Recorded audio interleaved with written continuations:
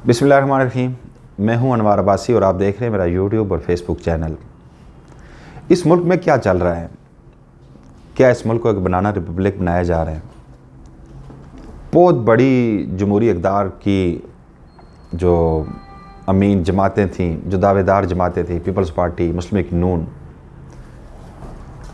ये क्या करने जा रही हैं? मौजूदा PDM की हुकूमत इस मुल्क को किस सिमत में लेके जा रही है? माशी बुरान है कि रोज़ बरोज़ बढ़ते जा रहे हैं, मुल्क दिवालिया हो गया, लेकिन फिर भी हमारे जो अरबाब इख्तियार हैं, हमारे हुक्मरान हैं, उन्हें इस बात की फ़िक्र नहीं है कि मुल्क दिवालिया हो रहा है। उन्हें इस बात की फ़िक्र है कि अपने सियासी मुखालफिन को कैसे हमने नीचा दिखाना है, कैसे उन पर तशद्दुद करवाना है, कैसे उन्हें गिरफ़्तार करवाना है, कैसे उनके ख़िलाफ़ जाली मुकदमात का इंदराज करवाना है। फवाद चौधरी के ख़िलाफ़ भी 124A के तहत बगावत का एक मुकदमा दर्ज कर दिया गया। उन्होंने कहा है कि इलेक्शन कमीशन एक मुंशी का किरदार अदा कर रहा है। इसमें कोई शक है? किसी को कोई शक है कि इलेक्शन कमीशन जो एक अदारा है उसका किरदार क्या है? उस पर जी उन्हें गिरफ़्तार किया गया। यहाँ से इस्लामाबाद में पूरी ब्रिगेड गई और वहाँ लाहौर से गिरफ़्तार करके उन्हें लाया गया और यहाँ रात गए उन्हें अदालत में पेश किया गया। 2 रोज़ा जिस्मानी रिमांड हासिल किया गया। आज राजा वकास की अदालत में उन्हें पेश किया गया और मज़ीद जिस्मानी रिमांड की इस्तदा की गई, लेकिन अदालत ने उसे मंजूर नहीं किया और 14 रोज़ा जुडिशल रिमांड पर उन्हें जेल भेज दिया। बात क्या थी कि फवाद चौधरी ने कह दिया कि इलेक्शन कमीशन का किरदार एक मुंशी जैसा है। अब अवाम को हक़ाइक़ से कैसे आप रोक सकते हैं जानने से? सोशल मीडिया का दौर है, कोई चीज़ छुपी रह नहीं सकती, कोई चीज़ आपसे ढकी छुपी रह नहीं सकती। बहुत चालाक हो गए हैं सोशल मीडिया सार्फिन, हर चीज़ का कट्ठा चट्ठा खोल देते हैं। और फिर जो निगरान वज़ीर आला पंजाब लाए गए मोहसिन नकवी साहब, उनके मतलब किसी को इमाम है कि वह जानबदार हैं या नहीं? आप सब जानते हैं कि उनका किरदार क्या है।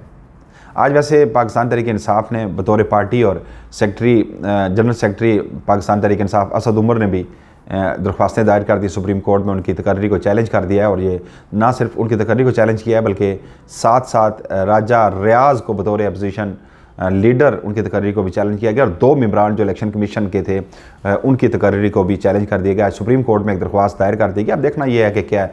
अब चूँकि पूरी कौम को सिर्फ अगर उम्मीद है तो वो सिर्फ अदलिया से है, लेकिन अदलिया का किरदार देखें कि लाहौर हाई कोर्ट में जिस वक्त फवाद चौधरी की जो मुबैना पाकिस्तान तहरीक इंसाफ का मौक़िफ़ था कि गैर कानूनी जो उनकी गिरफ़्तारी हुई उस पर दरख्वास्त दायर की गई, फौरी तौर पर लाहौर हाई कोर्ट की जानब से IGs को तलब किया गया, लेकिन हुआ क्या?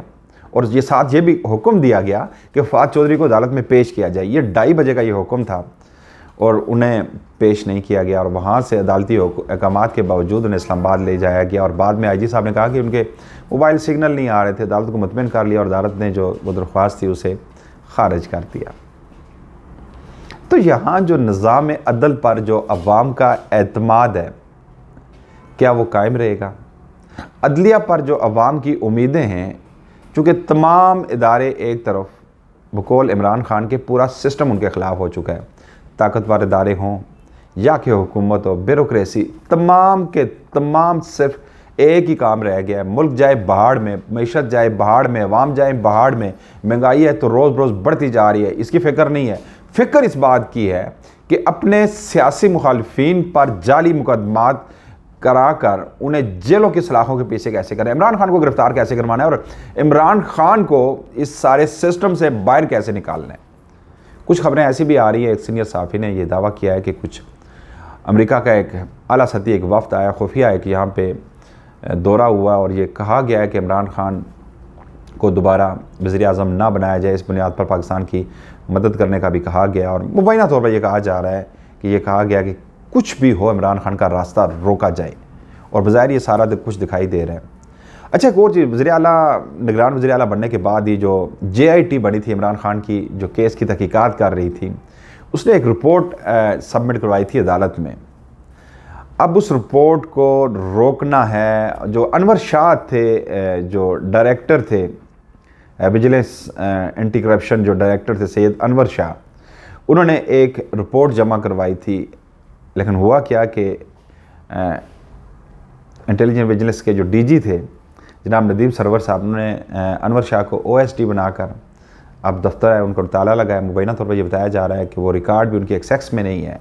अब वो जो रिपोर्ट थी JIT बनाई गई थी पंजाब हुकूमत की जानब से, उन हक़ाइक़ को रोकना है ताकि अदालत में वो तमाम हक़ाइक़ जमा ना करवाए जा सकें।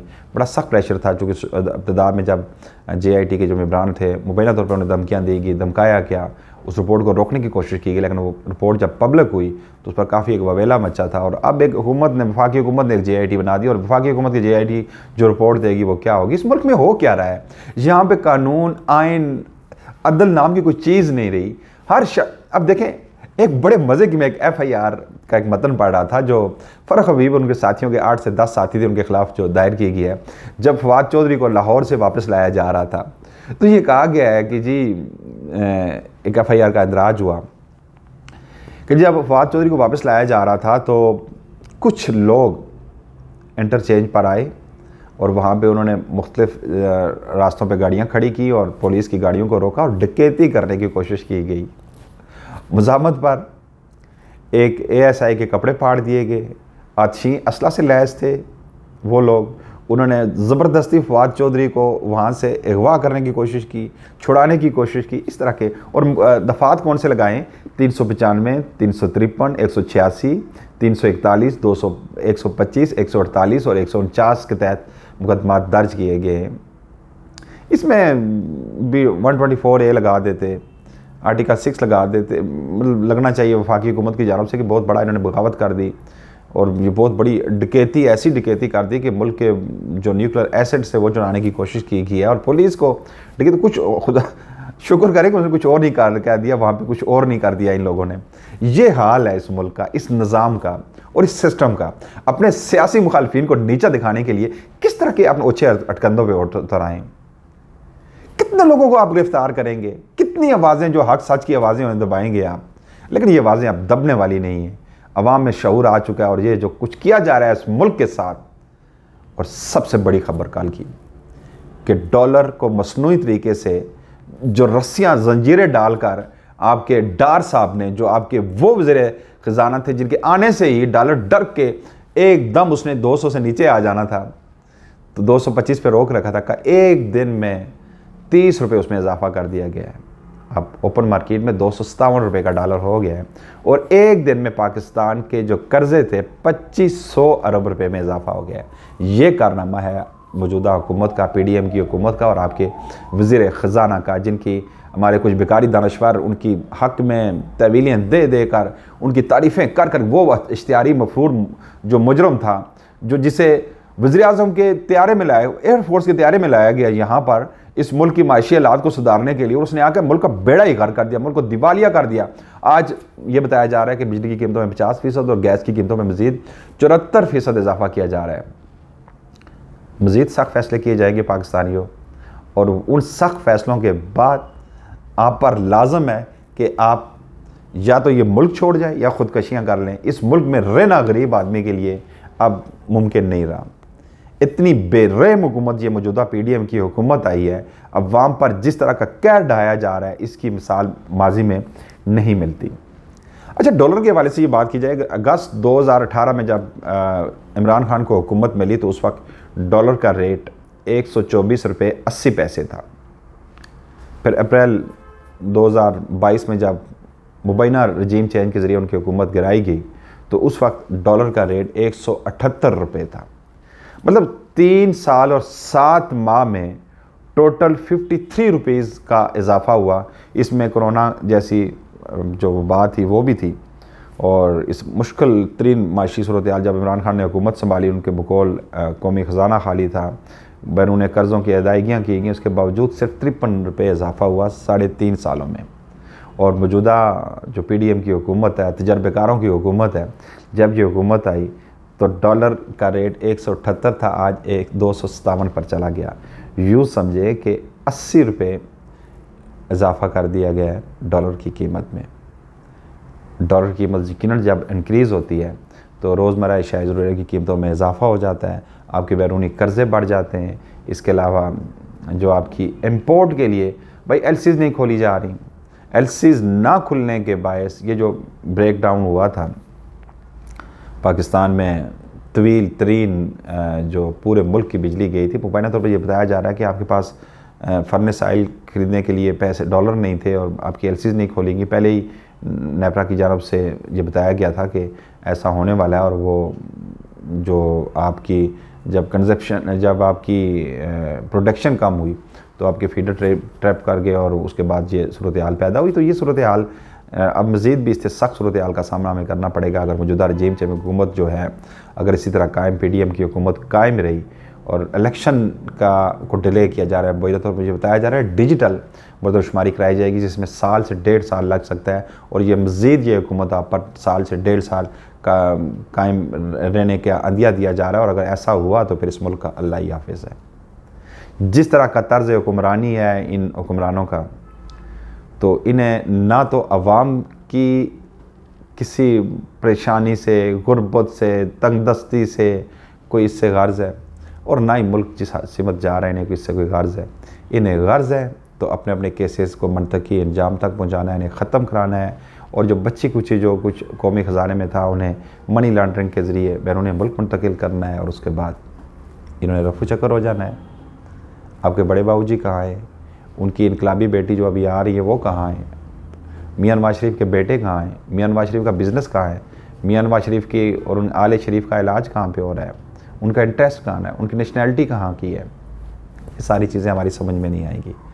लेकिन मेरे बेकारी दानिशवर फिर भी कल जो मरियम नवाज़ आ रही हैं तो बड़ी इनकलाबी लीडर के तौर पर उन्हें इस्तकबाल किया जाएगा, सरकारी वसाइल इस्तेमाल किए जाएंगे, फूलों की पत्तियां निछावर कर दी जाएंगी कि वो छोटी सी सर्जरी करा के वापस आ रही हैं, इस मुल्क में इनकलाब लाने आ रही हैं, इस मुल्क से महंगाई का ख़ात्मा करने आ रही हैं, गरीब को रिलीफ देने आ रही हैं, इस मुल्क के माशी सूरत हाल को बेहतर करने आ रही हैं। जिससे पहले डार ने आके बेहतर की है, अब मरियम नवाज़ आ रही हैं, इस मुल्क की तकदीर संवारने आ रही हैं।